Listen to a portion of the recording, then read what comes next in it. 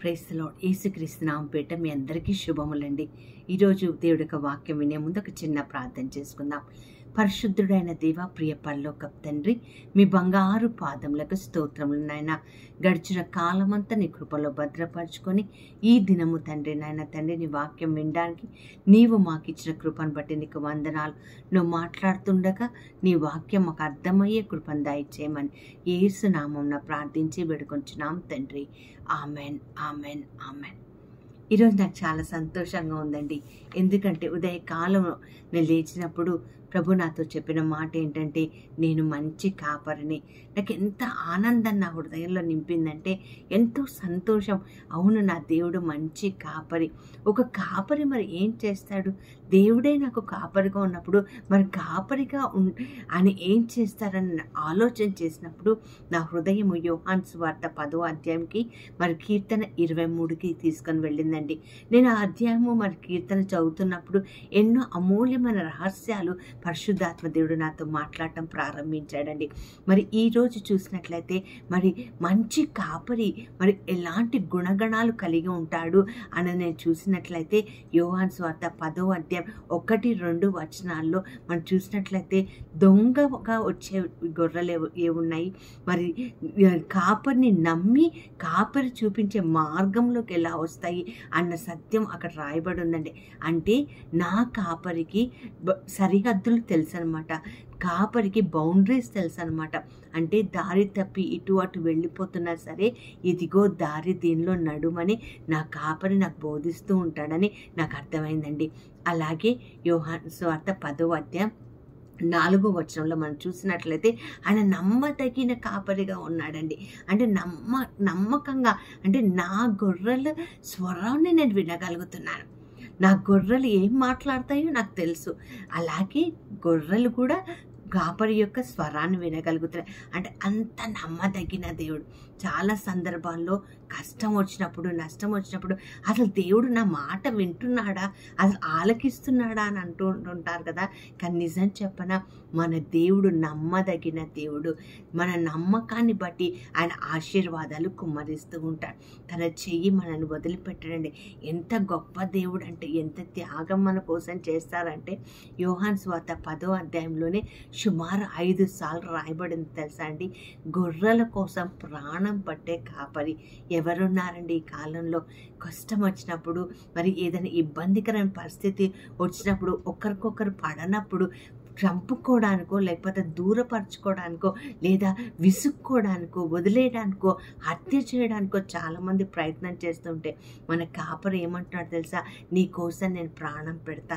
ప్రాణం పెట్టడమే కాదండి, ప్రాణానికంటే ప్రాణంగా ఆయన మనం ప్రేమించిన దేవుడై ఉన్నాడు. ఎవరు కూడా మన కోసం ప్రాణం పెట్టండి. స్వయంగా తన రక్తాన్ని చిందించి తన బిడ్డల కోసం ఆయన వెంపర్లాడే దేవుడని మనం ఈరోజు తెలుసుకోవాలి. ఎంత త్యాగశీలి కదా మన దేవుడు. ఆ దేవుడు ఈరోజు ఉదయం చెప్తున్నాడు, నేను మంచి కాపరిని. నీ ప్రాణం తోడేసే జనాల మధ్యలో ఉన్నావా, తోడేళ్ల మధ్యలో జనాల్లో ఉన్నావా? ఆయన అంటున్నాడు, నేను కాపరినై ఉన్నాను నీకు. నా స్వరము నువ్వు వినగలిగితే చాలు, నేను నీ కన్నీరు తుడుస్తానని చెప్తున్నాడు. అంతేకాకుండా మనం చూసినట్లయితే ఆయన నమ్మదగిన దేవుడే కాదండి, ఆయన త్యాగము గల దేవుడే కాదండి, మనం చూసినట్లయితే ఆయన సమకూర్చే దేవుడు కూడా అయి ఉన్నాడు. తన గొర్రెలకు తనకి ఏ మేత పెట్టాలో తెలిసిన దేవుడు అయి ఉన్నాడు. కీర్తన 23 ఒక్కొక్క అక్షరం మనం చదివినట్లయితే, యెహోవా నా కాపరి, నాకు లేమి కలగదు. అంటే ఏ లేమి లేదు, కలిమి లేమిలో ఆయన మనకి తోడై ఉంటాడు. ఏ ఆకలనే కాదండి, భోజనం అనే కాదండి, ఒకవేళ చేయూత లేదేమో, పలకరించే వాళ్ళే లేరేమో, పరిశుద్ధాత్మ దేవుడు నీకు స్నేహితుడై ఉంటాడని నేను తెలుసుకోవాలి. సో మన దేవుడు గొప్ప కాపరి అయి ఉన్నాడని మనం ఎప్పుడైతే తెలుసుకుంటామో, ఆ కాపరి మనల్ని తన రెక్కల కింద పదిలంగా మనం కాపాడుకుంటూ ఉంటాడు. గాఢాంధకార లోయల్లో మనం నడిచిన ఆయన మనకి తోడై ఉంటాడు. గాఢాంధకారం అంటే ఏంటండి? ఒకవేళ నిత్య జీవంకి తప్పిపోయి నిత్య నరకాండ్లకు వెళ్ళిపోతున్నామేమో, నువ్వు ఆయన గొర్రెలాగా ఉంటే, నీవు ఆయన బిడ్డలాగా ఉంటే, ఆయనను కాపరిగా నువ్వు చేసుకున్నట్లయితే, ఆయనని నువ్వు దేవుడుగా చేసుకున్నట్లయితే, గాఢాంధకార లోయలో నడిచినా సరే నీకు ఏ భయము ఉండదు. ఎందుకంటే ఆయన తన దుడ్డు కర్రతో తన చేతితో మనం పట్టుకుంటుంటారు. కృపాక్షేమములే జీవిత కాలం అంతా వస్తాయి. ఈరోజు నిరాశలో ఉన్నావా, దుఃఖంలో ఉన్నావా, కన్నీటిలో ఉన్నావా, ఆయన అంటున్నాడు, నేను నీ కాపరినై ఉన్నాను. కాపరి ప్రాణం పెట్టడమే కాదు, పోషించడమే కాదు, త్యాగం చేయడమే కాదు, తను అంతేకాకుండా మనం చూసి ఒక సంబంధాన్ని కలిగి ఉంటాడండి.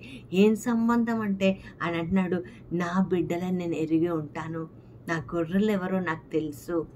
మరి ఈరోజు ఈ వాక్యం వింటున్నా నీకు నీ దేవుడెవరో నీకు తెలుసా? నీ కాపరి ఎవరో నీకు తెలుసా? ఆ కాపరిని దాటి ఇంకొక దానికి వెళ్తున్నావా?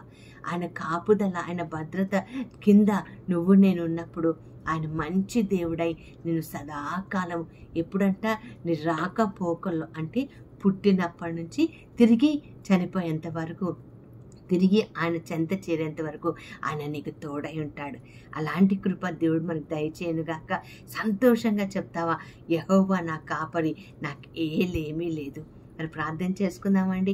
పరిశుద్ధుడైన దేవ, ప్రియ పరలోకపు తండ్రి, మీ బంగారు పాదములకు స్తోత్రములనైనా. అవును తండ్రి, కాపర్లేని గొర్రెల్లాగా ప్రభా అయ్యా మేము కాటికి చేరువవుతున్న సమయంలో తండ్రి, నువ్వు మా కాపరివని, మాకు సేద తీర్చే దేవుడవని, గాఢాంధకారంలో నుండి అయ్యా మమ్మల్ని నడిపిస్తావని, చీకట్లో వెలుగుగా ఉంటావని, అయ్యా సమృద్ధిని అభివృద్ధిని దయచేస్తావని చెప్పిన మాట ప్రకారం నీ కృపను బట్టి నీకు వందనాలైనా. అయ్యా నువ్వు మా కాపరమే మమ్మల్ని నడిపించామని యేసు నామమున ప్రార్థించి వేడుకొంచున్నాను తండ్రి. Amen, amen, amen. ఈరోజంతా సంతోషంగా ఆనందంగా ఉండండి. 10 మందికి సంతోషాన్ని ఇవ్వండి. దేవుడు నీ హృదయాన్ని తృప్తితో నింపునుగాక. ఆమెన్.